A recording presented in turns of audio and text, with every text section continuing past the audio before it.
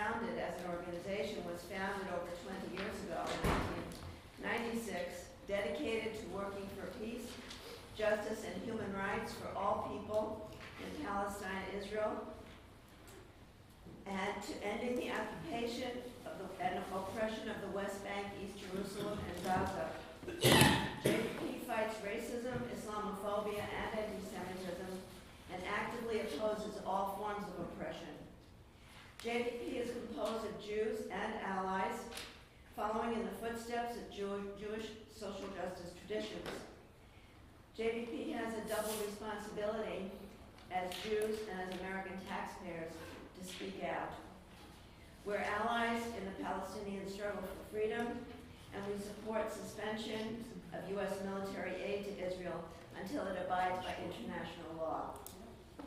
JVP now has 75 chapters across the country and currently is up to 13,500 dues-paying members. The Northern New Jersey chapter here was chartered in December of 2015. Please take a look at the committee sheet that you have on your seats. We hope that you will sign up for a committee and join us in this work. And just a little housekeeping information. Bathrooms are located in the back hall through that back door right there. Please feel free to go whenever you need to. Please silence your cell phones as a courtesy to our speakers and to the other people here. And there will be time for a question and answer after the last speaker. I'd like to just give you a little bit of information about our speakers today. We're very honored to have them and appreciate very much that some of them have traveled a long way to be here. The first speaker will be Fadi Khouri.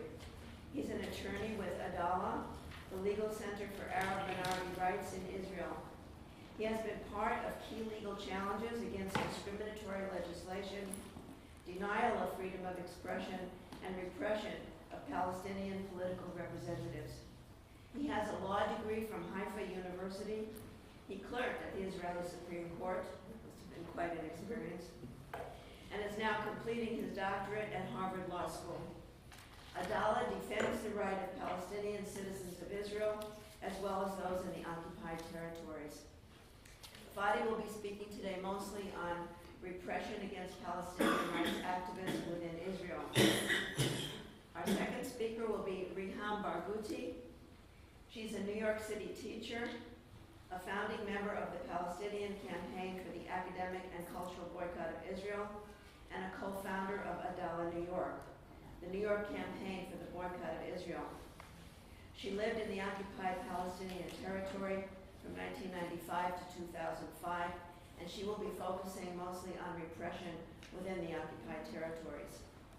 Abed Awad, who will wind up our panel, is a lawyer in Hasbrook Heights, New Jersey. He's an expert in Islamic law and the laws of the Middle East.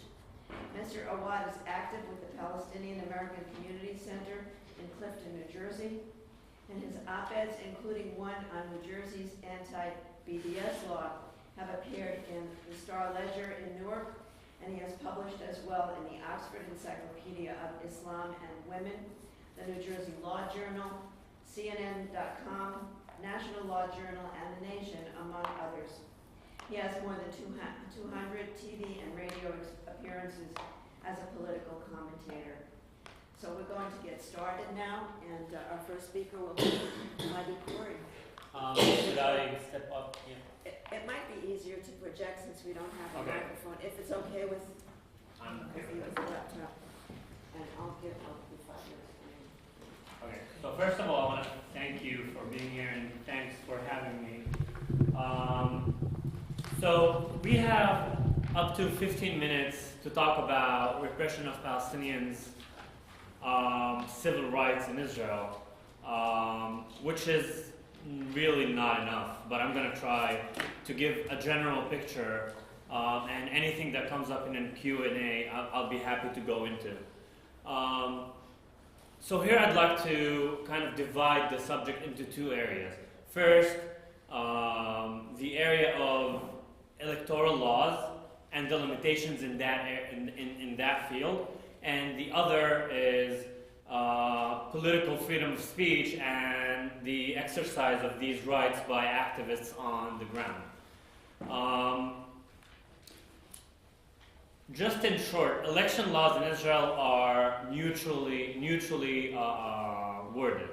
You're not going to see any limitations that talk about Palestinians, Jews directly. What we do have is limitations on content. So basically, a party list cannot participate in the elections if its main platform constitutes a denial of Israel as a Jewish state.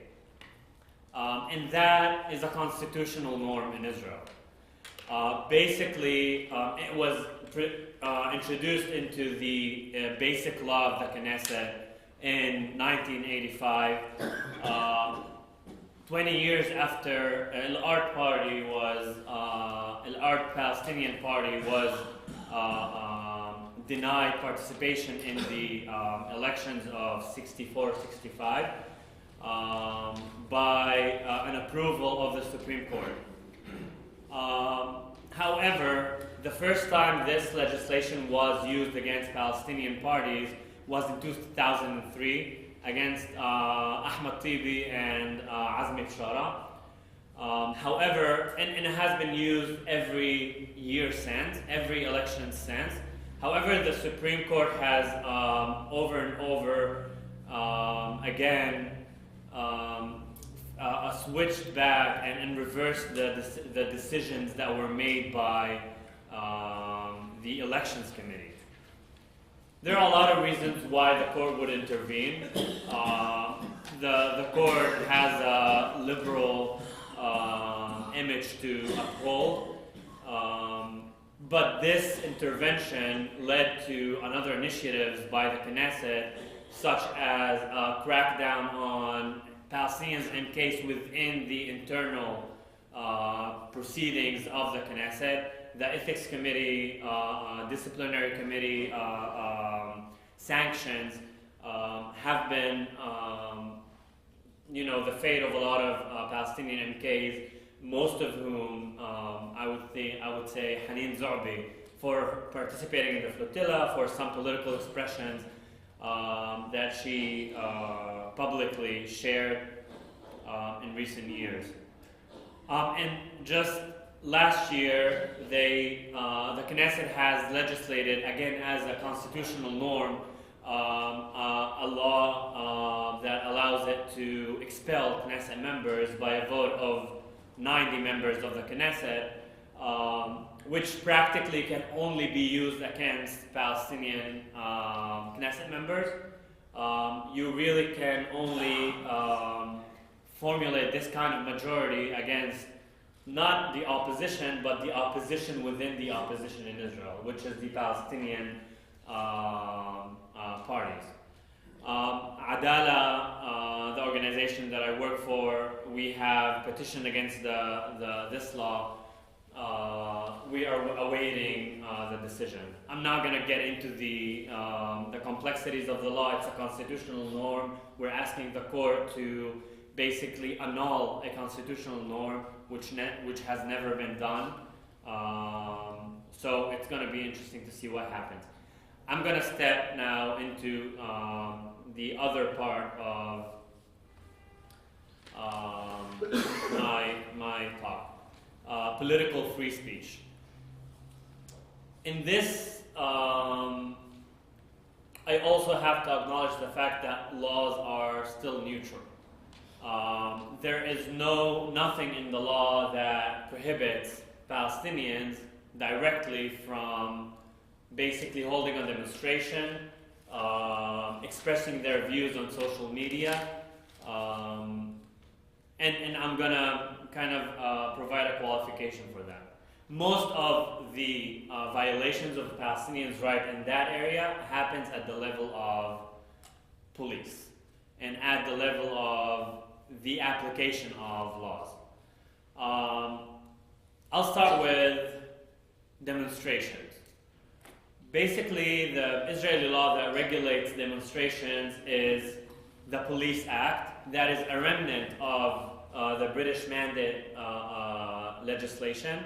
It has been updated by Israel, but it has kept the same balance of rights and legal authority that the police has, that the British has legislated before the establishment of Israel. The law requires that certain types of demonstrations be licensed. You have to acquire a license from the police in order to hold a march, for example, of 50 people or more, or to hold a demonstration wherein you hear political speech in an open space with 50 people or more. That also requires a license. Other forms of protests, like picketing, for example, really do not necessitate licenses from the police, but they do urge, and I'm quote unquote, they urge organizers to seek such licenses in order to coordinate with them. Our issues as Palestinians start from the point where the demonstration is happening. Basically, the practices and tactics that the police use at the site of these demonstrations are very restricting, in that a lot of actions are interpreted as aggression by protesters, and so police sees itself as justified in using violence. It uses a lot of basically militarized. The police appears in those demonstrations in almost military uniform with all the gear that's accompanied with that. In recent years, especially around the rage days surrounding the Prower Plan, which really I'm not going to get into, but a lot of Palestinians went out to the streets and organized demonstrations. The police engaged in preventative arrests of organizers. The Shabak, the GSS, would invite people to basically talks. These are not official investigations. You are called up just to basically be asked a few questions about your politics, a very casual conversation without really any official record. Arrests of parents of minors. We've also had to deal with basically pressuring the parents of minors activists who participate in these kind of protests and demonstrations or dare to organize at their schools. School principals would be instructed not to allow any protests and demonstrations on their property. And when we get to the courts, the release from detention is almost always occurs with further limitations on free speech, on movement, on using the internet, for example, and contacting other organizers.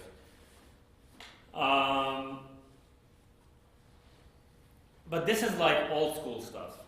Now we're entering a new era where social media has been playing an increasing kind of role in activism and organization and contact between different communities. And in recent years, Israel has been arresting more and more Palestinian activists based on only their Facebook posts and Twitter, things they share on Twitter.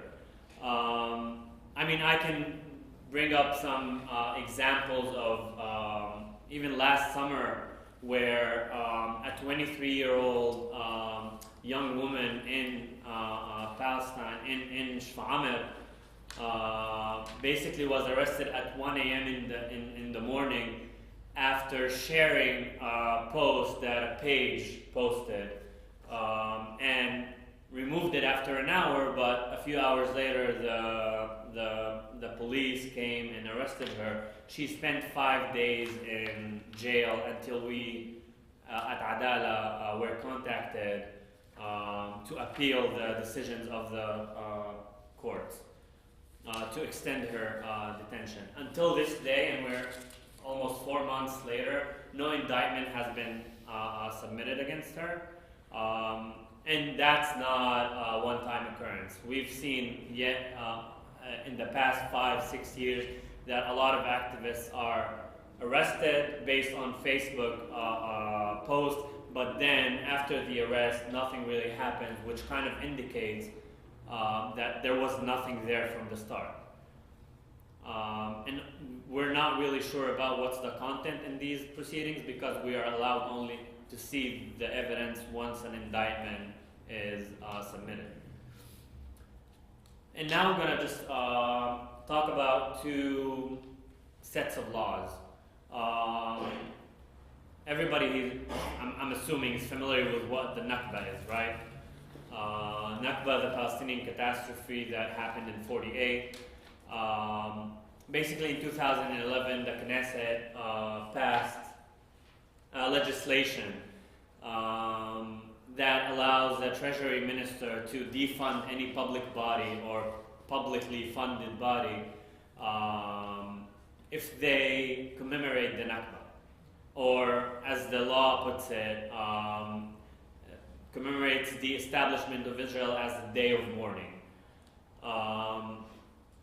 Basically, this law started off as the thought behind it was to have the Nakba as a criminal offense, but due to intervention from the Attorney General and the Knesset legal advisor, it was softened into this form.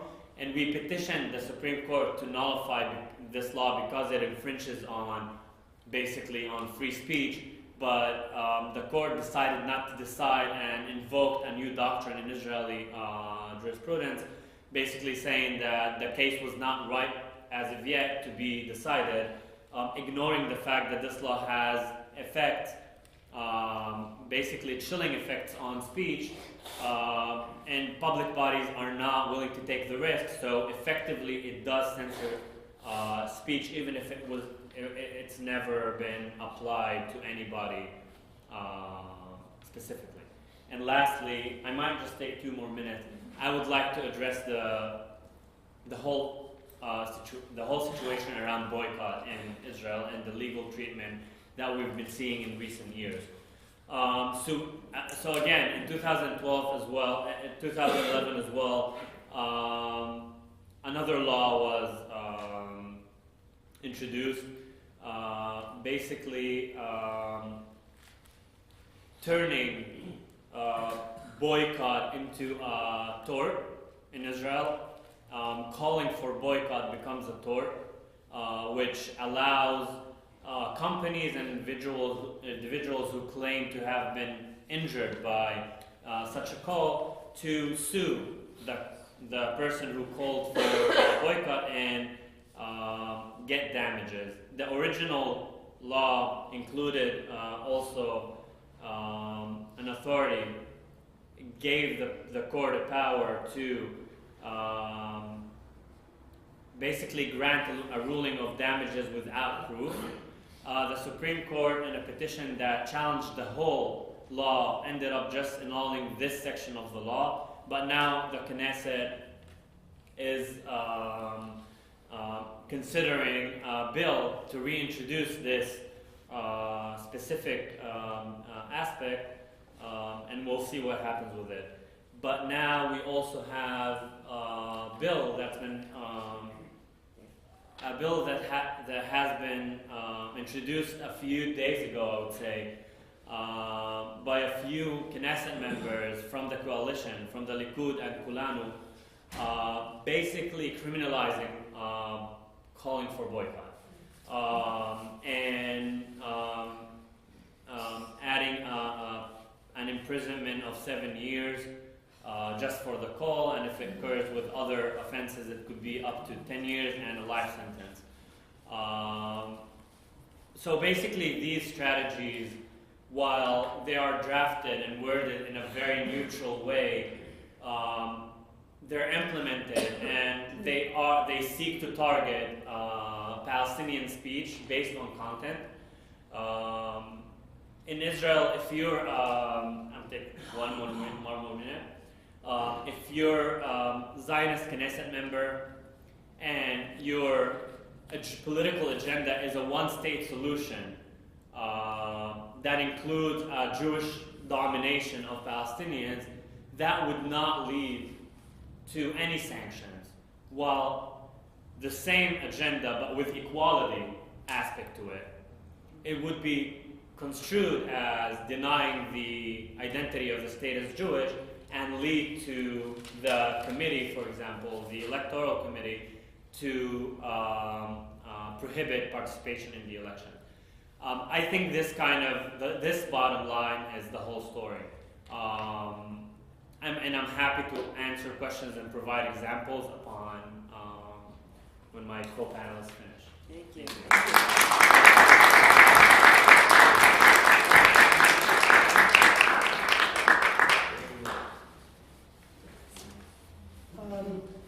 So I'd like to first thank you for inviting me to be with you today. I do want to address the fact that I come from an organization called Adala New York, the New York Campaign for the Boycott of Israel, which is totally different than the organization that Fadi Khoury is with. And the reason why it's important for me to make that statement each and every time I talk is because we don't want Adala, the legal center, to get impacted by the anti-BDS laws that are trying to be enacted inside Israel. And that's the reality of people's situations, as Fadi just talked about. So I'm supposed to talk about the situation of Palestinian activists in the occupied territories. Again, very difficult to cover in 15 minutes. But what I want to do is just give a snippet of life under occupation by first challenging what we define of as an activist, and then highlighting some of the more egregious ways Israel targets Palestinian activists. So my sister and the Israeli military occupation of the West Bank are 50 years old this year. In June 1967, my mother was pregnant with my sister Rilla, who's here. Rilla was due on June 5th, but she was late, which is not surprising to those of us who know her. My mother was in our village of Deir Ghassan in Ramallah, and when her labor started on June 19th, my grandmother had to walk about 10 hours to look for a car that would drive them to Ramallah. Ramallah was under military curfew, so people were scared to enter Ramallah. The person that drove them dropped them off close to the hospital, as close as they could get, and they had to crawl the rest of the way, hiding from the Israeli military jeeps that were patrolling the area. My mother had to stifle her screams when her contractions hit to keep from being found out. They made it to the hospital, where the only doctor on call was a heart surgeon.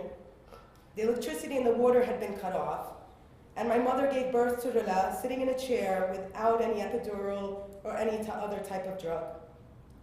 Thankfully, miraculously, my mother and my sister lived through this ordeal, and 2 months later, they crossed over into Jordan. And that was both a blessing because they were safe, but it was also a curse. Because they left before the Israeli census, my mother and my sister never received an Israeli-issued ID number. Now, 50 years later, my mother decided to go back to Palestine as an American, and she is struggling to get a worker's visa or a visitor's visa to enable her to continue to live in her home, built in her homeland, where she merely wants to retire. And for me, this raises a question of what it means to be a Palestinian activist. My mother was a Palestinian activist. She worked both in grassroots organizations, she worked at the United Nations for most of her life, fighting for Palestinian rights. But when she decided to retire at the age of 71, she was looking forward to relaxing, living in Ramallah, traveling abroad to visit her daughters and her grandchildren and her sisters. She really just wanted to enjoy her golden years. However, because she is Palestinian, She is being denied what should be a birthright, and instead is forced to resist the occupation by insisting on living in Palestine. Her very existence in Palestine is an act of resistance against the Israeli occupation. School children in Hebron are attacked walking to and from school. Gaza fishermen are fired at while fishing in the Mediterranean. Shepherds are attacked while herding their sheep. Olive growers are assaulted while harvesting their olives. Laborers are arrested for working inside Israel without permits. The injured and the sick and the pregnant are denied permits to get to the hospitals to seek needed medical attention. Family members are harassed and often denied permits to visit loved ones in Israeli jails. Worshippers are denied entry to pray in Jerusalem at the Dome of the Rock. And families are prohibited from visiting each other due to a wall that was arbitrarily built in the middle of their street. Because the Israeli occupation permeates every aspect of Palestinian life, Palestinians don't have the luxury of deciding to be an activist. They are forced into the role of confronting the Israeli military occupation in order to learn, or to work, or to create, or to produce, or to drink, or to eat, or to pray, or to heal, or even to love. Since the occupation of the West Bank, including East Jerusalem and the Gaza Strip in 1967, Palestinians living in the West Bank, many of whom themselves are displaced refugees, live in an inconceivable reality where they have to act out against, resist the Israeli occupation just to carry out the mundane aspects of everyday life. And as a result, Palestinians come under constant attack by the Israeli military occupation forces and by Israeli settlers, being killed, injured, and arrested. The weekly report put out by the Palestinian Center for Human Rights, and yes, it's a weekly report because that is how intensive the attacks are, even though we hear none of this in the news, details some of the egregious attacks by Israel against Palestinian civilians. I will read you some examples from the November 23rd through 28th report.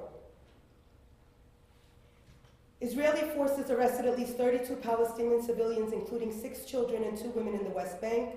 Meanwhile, 12 civilians, including 6 children, were arrested in Jerusalem and its suburbs.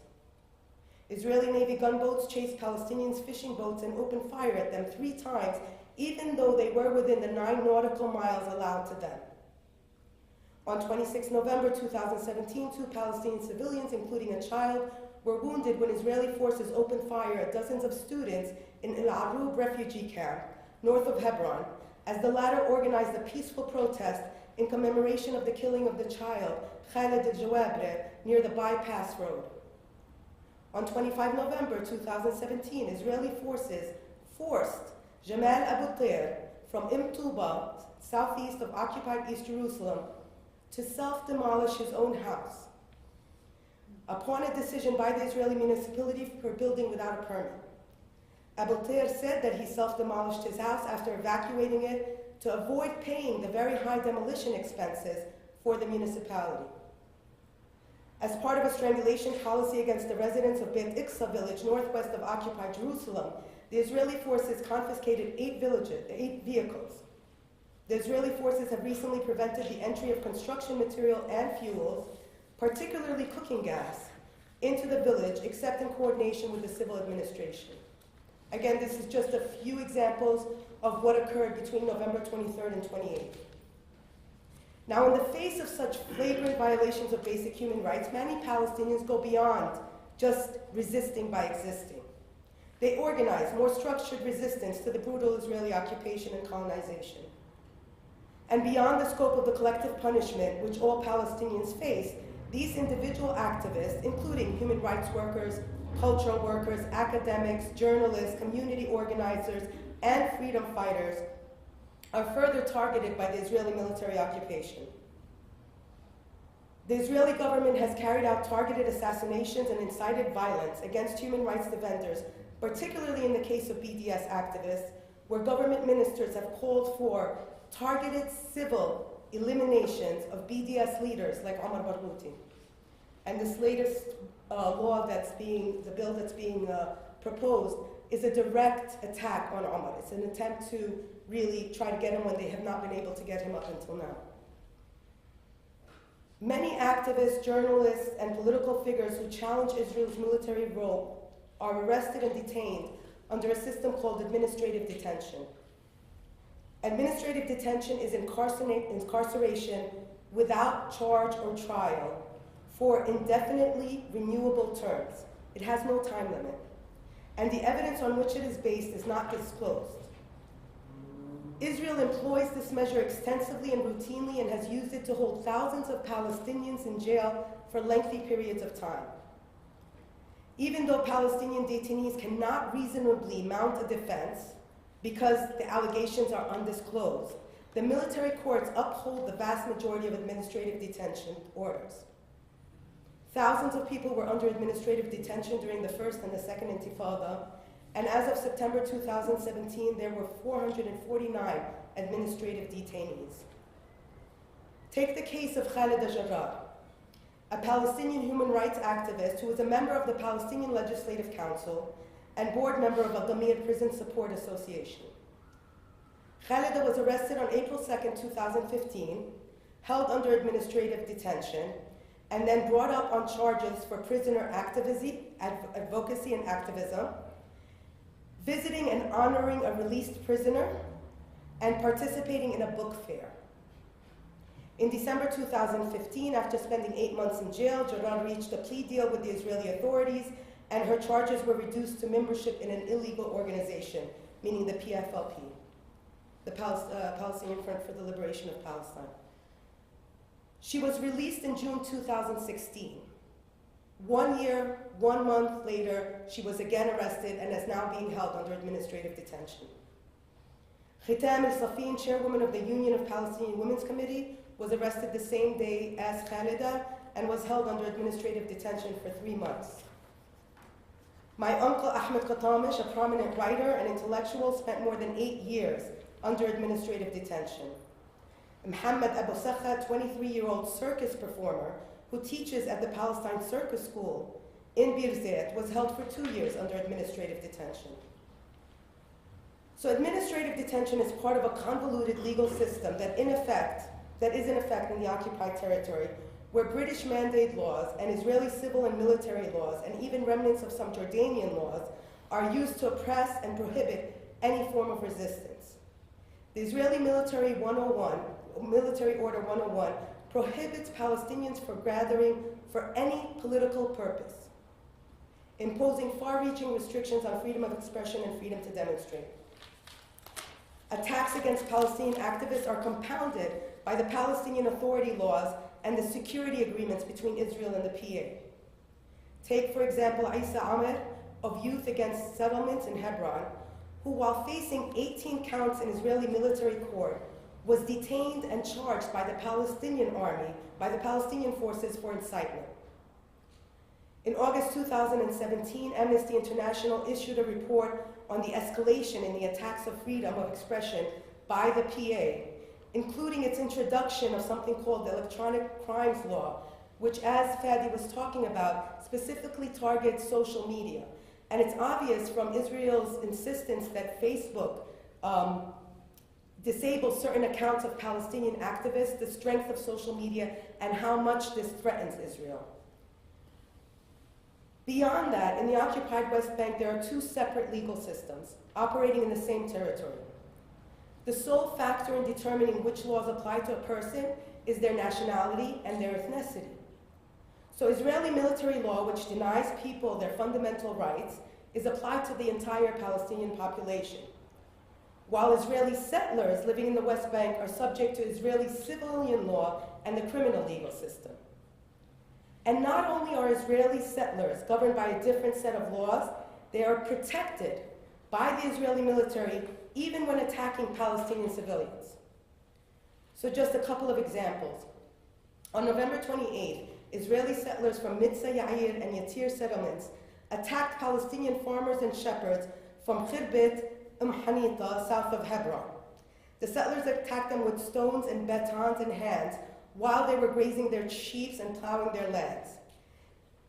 Afterwards, the Israeli soldiers arrested 4 Palestinian civilians, including a mother of 5 children. On October 31st, a Palestinian civilian was killed and his sister was wounded after Israeli settlers stationed at the entrance of Halmish settlement near Ramallah opened fire at their car. On 30 November, Mahmoud Aoudeh, 47, was shot by an Israeli settler while on his private agricultural land in the village of Kusra. It is highly unlikely that the killers in these incidents will ever be prosecuted because only about 8% of cases involving Jewish settler violence against Palestinians lead to indictments, and even less result in punishment. Meanwhile, the percentage of the conviction rate of Palestinians in Israeli military courts is 99.74. The duality of the legal system is particularly alarming when we look at how Israel treats Palestinian children. While, of course, no Israeli Jewish child living in the West Bank comes in contact with military courts, Israel is the only country in the world that systematically prosecutes Palestinian children in military courts.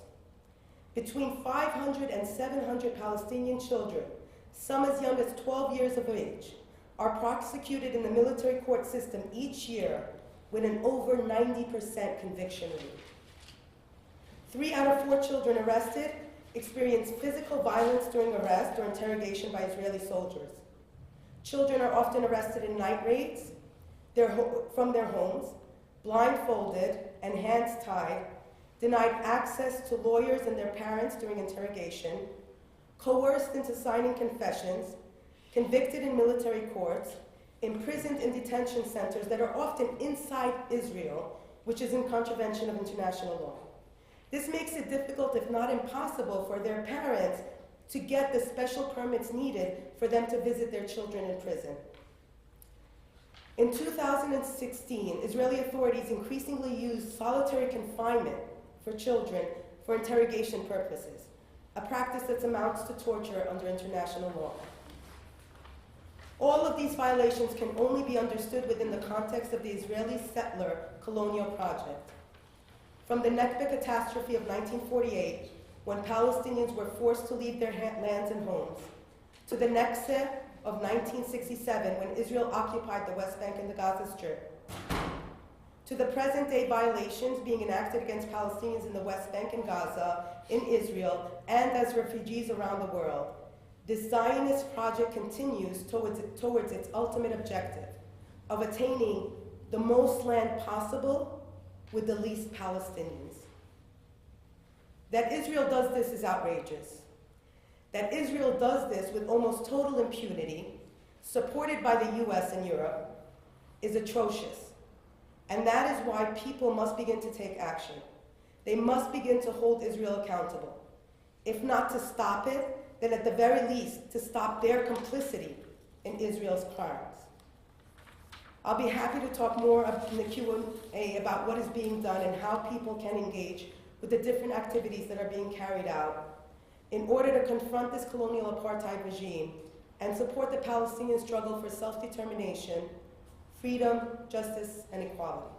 Thank you.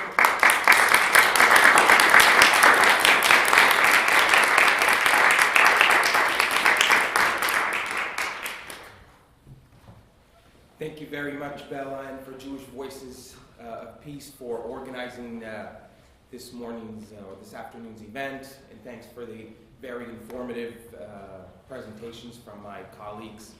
I'm going to discuss the issue of civil liberties under attack in the U.S. I'm an American lawyer and an activist on Palestinian issues. Like many of us active on Palestine, it is not unusual from firsthand experience that we faced discrimination, restrictions regarding our ability to engage and advocate for Palestinian rights under occupation and Palestinian rights within Israel. So all of us would agree that there is restrictions and stifling of speech. This is something that we've been experiencing for the past 40 years. And it's been building. There are differences that we're going to highlight today about this onslaught against civil liberties in our country and how this undermines the civil liberties across the board and our dynamic civil society in the U.S. So our inability to move forward on a public forum to discuss objectively the occupation and the apartheid systemic discrimination in Israel ultimately undermines our civil liberties on every other aspect of being Americans in the country. So this is an issue that is not specifically just on Palestine, but it undermines our constitutional democracy and our First Amendment rights across the board. When I was in law school, I went to law school at Pace Law School in New York, and I wrote a couple of pieces in my school paper about the systemic discrimination in the Israeli apartheid system. And for some reason, I'm just this first-year law student. I'm really irrelevant as an activist young kid, but it caused an uproar at the university, including professors writing to the school paper. Imagine, law professors at a university teaching me constitutional law, teaching me what it means to be a lawyer and taking the oath under the Constitution. When I take the oath to be a lawyer, I take the oath to defend and protect the Constitution of the United States. So these lawyers and judges were complaining to the school paper that I was writing about Israel being an apartheid state and about the discriminatory laws, and that I'm basically a Muslim terrorist. And eventually what happens is that one of the professors, turns out his son, who was a law student at my law school, threatened to kill me, wrote me a letter, and threatened that they're going to assassinate me like they did with the engineer who was a Hamas engineer for bombs. So I took this letter. At that time, I had a son. In law school, my son was 4 months old. So I went to the dean of the law students, and I said, here's my letter about that I just received. So the dean, and his name is Dean Lincolnstein, I don't know whatever happened to him, he reads the letter and he says, I know the student, don't worry about it. I said, what do you mean? He said, he was just responding to your article. I said, sir, Dean, he says that, children that are born in Palestinian households grow up to become terrorists. So we should celebrate their death just like we celebrate the death of any terrorist. I said, Dean, how is this possible? If you would change this to Jew or to black or to anybody else, there'll be like a scandal at the school. He said, and I quote, people on your side believe the same things. And this is my dean at my law school. So of course, the typical activist who's disciplined, I didn't take that. I went to the dean of the law school. And I said, I want to meet with the dean or I'm going to cause an effing scandal at the law school. So they finally get the dean within 5 minutes, and I meet with him and I show him the letter. Of course, the dean of law school, he got really concerned because I could send this to the press and create a problem. So we all have faced this discrimination. In the end, there was a letter of reprimand. He apologized, and I think he went to counseling because of his hate. But he still became a lawyer, So first-hand knowledge, we felt that. I had no redress back then, 1995. This is 22 years ago. Now the onslaught continues, but there's a difference. Our community, the Palestinian, the Jewish voices for peace, Jewish Americans, all types of Americans who have a consistency and an integrity on what it means to engage in free expression and to dialogue, is building momentum against this onslaught. So what happens is that we now have an ability that we have organizations that are not only talking about what I'm saying from personal knowledge, they're documenting this onslaught on civil liberties. So now it's more difficult for them to restrict our speech. And they have to restrict it. They're taking very dangerous, aggressive position, like adopting laws, like anti-BDS laws that clearly are unconstitutional. So I think we're making a big impact on Palestinian activism because now the restrictions on speech are clear and documented. And I want to refer all of you, for people who are working on this, to go to a report issued by Palestine Legal. It's a very easy website, palestinelegal.org. palestinelegal.org. They issued a report last year called The Palestine Exception to First Amendment. And they document that the place where has been the heart and soul of American civil society, campuses, our student campuses, that's where I got the start of being an activist and caring about our Constitution, are under attack. And they're restricting the liberties and the freedoms of expressions of anybody working on issues relating to Palestine and to try to end the occupation. So they had interviewed hundreds of students around campuses around the country and have identified the trend of what is going on with the restrictions on speech around campuses. And it's very alarming. And that's why it's important for us to have these conversations today, because we have to fight back. Because fighting back is going to preserve our country. And currently, look at the onslaught on freedom of expression from this current administration and what they have to do, undermining our judiciary, undermining our law enforcement. I mean, we're just a threshold away from becoming a very restrictive country. So we have a lot to worry about. So in this report, I'm going to highlight a couple of points. So now if you work on Palestine, you're going to be accused of being an anti-Semite and being a terrorist. I'm a secular left-leaning guy, and I'm called a Muslim terrorist. So clearly, to call me, inflame these generalizations to stop me from talking. I wrote a piece on the anti-BDS law in New Jersey for the Star Ledger. I had judges who I appear in front of who wrote to me and told me, why are you picking on Israel? Iran is the same way. Saudi Arabia is the same way. Yeah, but Iran and Saudi Arabia didn't take my country. They're not occupying a people. Saudi Arabia doesn't have freedom of expression. I agree, neither does Iran. Neither does so many of these other countries. But they're not occupying another people. They're fighting among each other. So there's a huge difference. So even at this level, writing something strictly on the constitutionality of a law would engender attacks that you're a terrorist. Then you have official denunciation, another trend. So you have Murphy all of a sudden, because Sheila Oliver was the only person, there are 3 people that voted against the New Jersey anti-BDS law. Sheila Oliver was one of them. She's the lieutenant governor, because she has integrity. She knows this violates civil rights. She's a product of the civil rights movement. So all of a sudden, they raise this issue, official denunciations from Murphy. I would have voted against this BDS, I would have adopted it, and I would criminalize anybody who boycotts Israel. So we start to see more and more official denunciations as another way to stifle our speech. Canceling events. All of a sudden, you have a Palestinian or a anti-apartheid speaker coming to university. All of a sudden, you need police.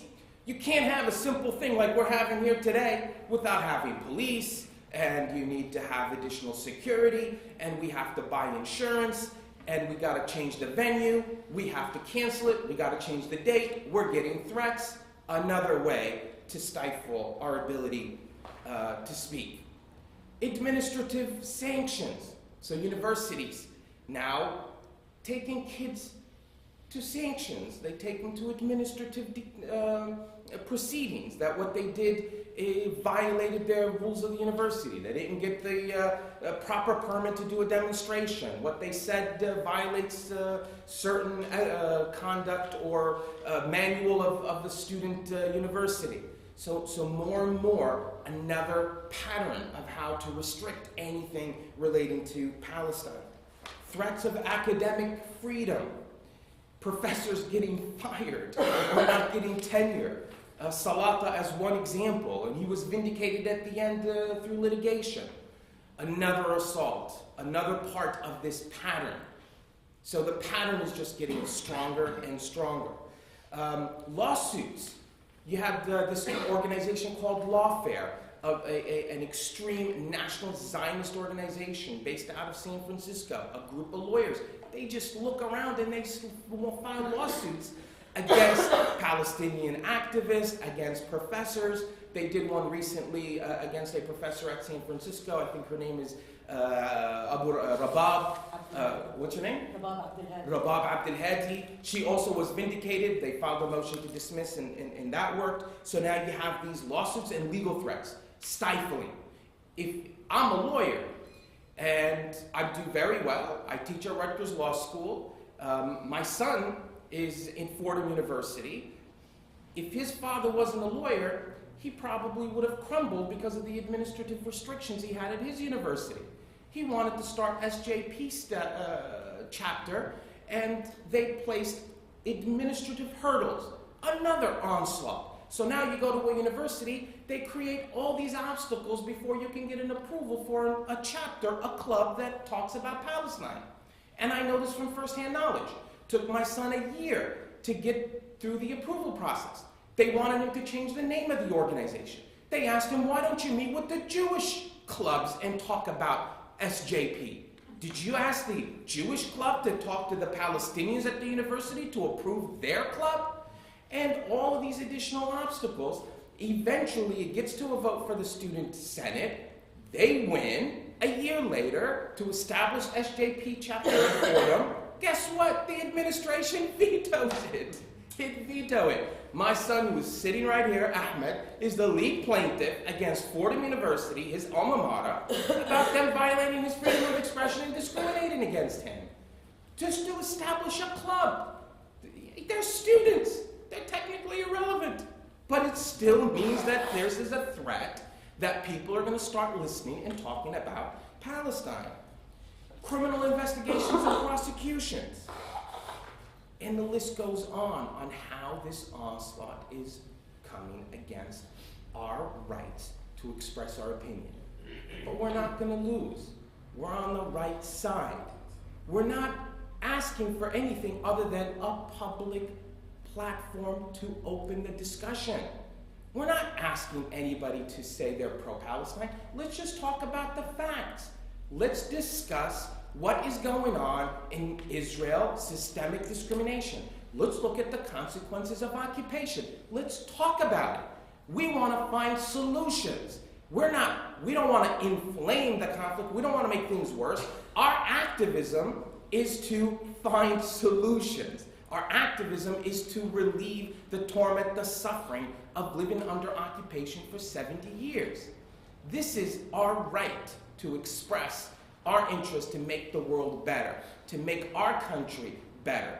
So we are not going to give up, but this onslaught and the pattern is really serious. You got Schumer in the Senate proposing laws that are on the federal level, that BDS is going to become illegal. People are proposing laws to criminalize BDS.